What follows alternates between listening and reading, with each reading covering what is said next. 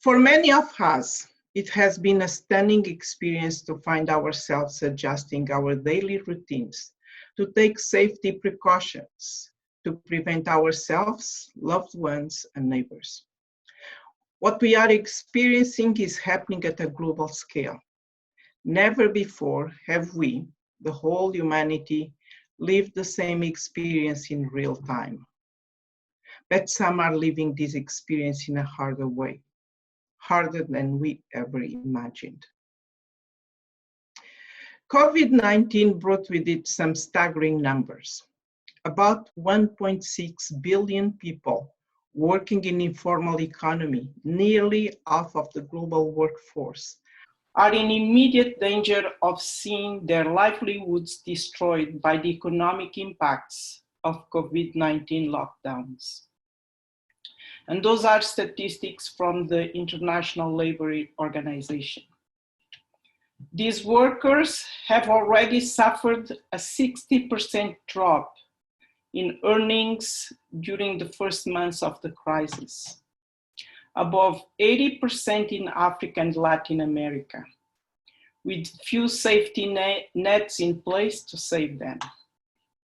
Women in particular have been hard hit.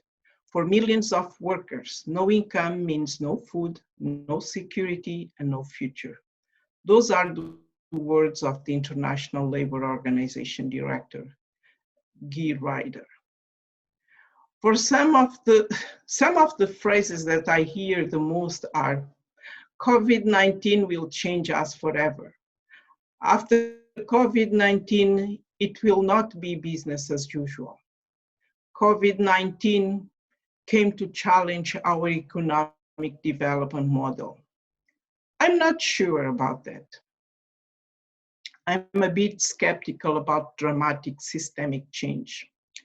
What I'm not skeptical about is our capacity for empathy, our capacity to listen to the other.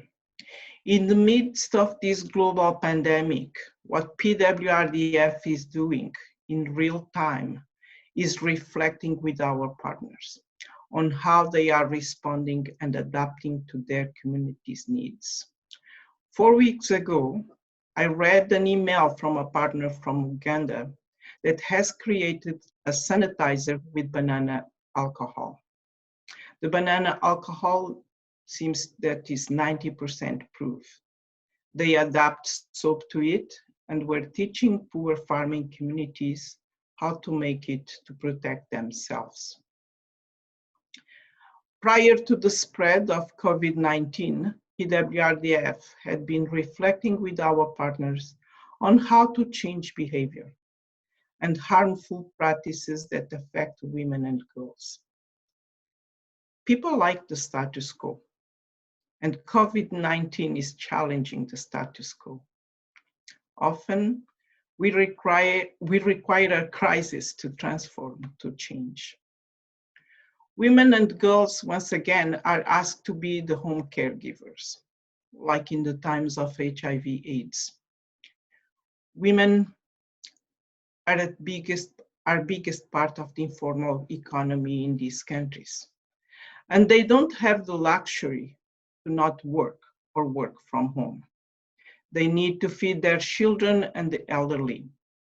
Girls continue to have to go to fetch water and risk their safety.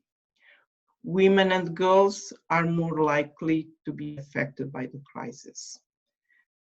They are affected economically, physically, mentally, and educationally. During the Ebola crisis in West Africa, we know it was often girls who suffered the most, with spikes in pregnancy, in teen pregnancy, and sexual violence. They were often asked to support family members, often by being encouraged into behaviors that subject them to sexual abuse and exploitation. Often they had to drop out of school. We hope that their role and important contribution and sacrifices will not be forgotten when this crisis is over. Flexibility and adaptive capacity are crucial at a time when events unfold rapidly, and households, communities, and leaders must constantly adjust to a new reality on a day-by-day basis.